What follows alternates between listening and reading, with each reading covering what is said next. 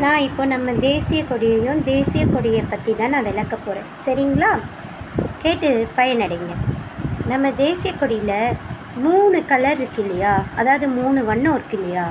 சிவப்பு கலர் சஃப்ரான், அது பார்த்திங்கன்னா நம்ம ஒரே நாட்டில் சேர்ந்து வேறு வேறு மாநிலத்திலிருந்து வேறு வேறு மொழி பேசினாலும் நம்ம எல்லாருமே சகோதரத்துவத்துடனும் சகோதரிகள்த்துவத்துடனும் ஒற்றுமையுடனும் அன்போடையும் பண்போடையும் நல்ல குணத்தோடையும் இரத்த உறவாக இருக்கணுன்றத சொல்லி கொடுத்து உணர்த்தக்கூடிய கலர் தான் அந்த சஃப்ரான் கலர்.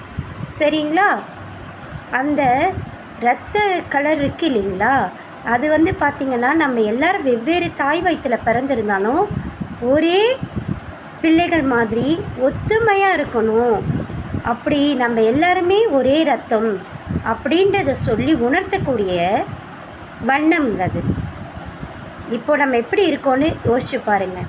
வெள்ளை கலர் இருக்கு இல்லையா, நம்ம வெவ்வேறு மாநிலத்தில் உயிர் வாழ்ந்தாலும் ஒரே காற்று தான் சுவாசிக்கிறோம், ஒரே தாய்நாட்டு மண்ணில் தான் இருக்கிறோம், எல்லாருமே ஒரே தாய் பிள்ளைகள் மாதிரி இருக்கணும், சமாதானத்தோடு இருக்கணும், ஒற்றுமையோடு இருக்கணும், பண்பாட்டோடு இருக்கணும், கலாச்சாரத்தை கடைப்பிடிக்கணும், அமைதியை காக்கணும்னு சொல்லி உணர்த்தக்கூடிய கலர் அந்த வெள்ளை கலர். ஒயிட்,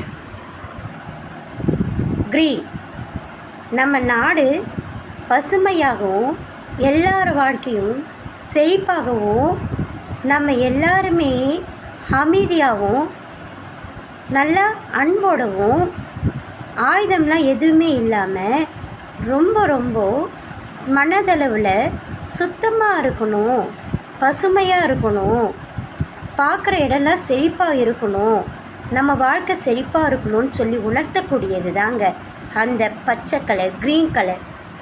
அதில் சக்கரம் வருது இல்லைங்களா, நம்ம வெவ்வேறு 24 சக்கரா. அப்போ பார்த்திங்கன்னா 24 ஸ்டேட்ஸ், 24 மாநிலம், 24 மாநிலமும் ஒரே நாட்டில் வெவ்வேறு இடத்துல இருந்தாலும் அந்த கொடியில் இருக்கு இல்லையா அந்த சக்கரம், அதை மாதிரி நம்ம மக்கள் நம்ம எல்லாம் ஒத்துமையாகவும் பண்பாட்டோடையும் கலாச்சாரத்தோடையும் நாட்டுப்பற்றோடையும் ஒன்றி போகணுன்னு சொல்லி உணர்த்தக்கூடியது.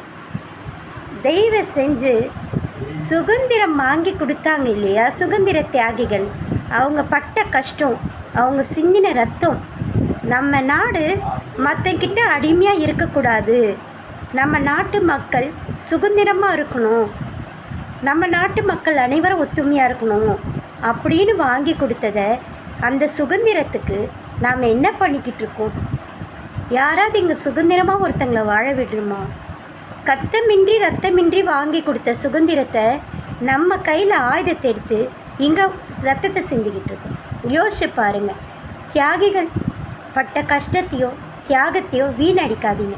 சுதந்திர காட்டில் சுதந்திரமாக வாழுங்க, சுதந்திரத்தை கடைப்பிடிங்க, நல்ல முறையில் வாழுங்க, நீங்களும் வாழுங்க, மற்றவங்களையும் வாழ விடுங்க, மனித நேயத்தை கடைப்பிடிங்க, நாட்டுப்பற்ற மதிங்க, தேசப்பற்ற காக்குங்க. நன்றி, வணக்கம்.